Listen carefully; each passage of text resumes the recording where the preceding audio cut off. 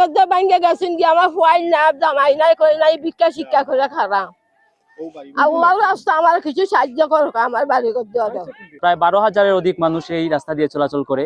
আমাদের এই প্রধান সড়কটা ভেঙে আজ নদীগর্ভে বিলীন হয়ে গেছে। আমি সংশ্লিষ্ট মহলকে দৃষ্টি আকর্ষণ করছি, দ্রুত জরুরি ভিত্তিতে এখানে এই রাস্তায় ব্লক ফালাই এবং বালুর বস্তা ফেলে যাতে চলাচলের উপযোগী করা হয়। কারণ এখন আমাদের এসএসসি ও দাখিল পরীক্ষার্থীরা এই রাস্তা দিয়ে চলাচল করে। প্রায় শতাধিক শিক্ষার্থী এই রাস্তা দিয়ে চলাফেরা করে গিয়ে আপনার বালাগঞ্জে গিয়ে পরীক্ষার হলে পরীক্ষা দেয়। তারা এই রাস্তা ব্যবহার করতে না পারলে দেখা গেছে বৃষ্টির সময় আসলে এই দিক দিয়ে যেতে হবে, আর তারা দিয়ে যান চলাচল হবে, তাদের পোশাক আশাক বা পরীক্ষার যে সামগ্রী আছে সবগুলো ভিজে যায়। আসলে আমরা খুব বেদনাদায়ক অবস্থায় রয়েছি যে আজকে আমাদের পুরোটা রাস্তা এবং ব্রিজ কালভার্ট সহ আপনারা দেখতে পাচ্ছেন, কালভার্ট সহ পুরোটাই আমাদের নদীর গর্ভে চলে গেছে।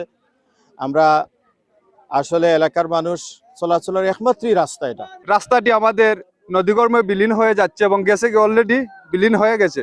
তাই আমরা এই রাস্তার সাথে সংশ্লিষ্ট যত কর্তৃপক্ষ আছে এবং বর্তমান অন্তর্বর্তীকালীন সরকারের দায়িত্বপ্রাপ্ত উপদেষ্টাগণ তাদের দৃষ্টি আকর্ষণ করছি অনতি বিলম্বে আমাদের এই 1 নং ইউনিয়ন পূর্ব বেলনপুর ইউনিয়নের জনসাধারণের দুর্ভোগ যাতে ফুয়াতে না হয়, অতি সত্বর আমাদের এই কুশিয়ারা ডাইকে মেরামত করার জন্য ঊর্ধ্বতন কর্তৃপক্ষের দৃষ্টি। শেরপুর টু বালাগঞ্জের যোগাযোগ বিচ্ছিন্ন হয়ে গেছে। আমার দাবি হইল গিয়া যাতে ফৈলনপুর ইউনিয়নবাসীর পক্ষ থেকে আমি দাবি করলাম যত দ্রুত এই রাস্তা সংযোগ আবার শুরু করা যায়।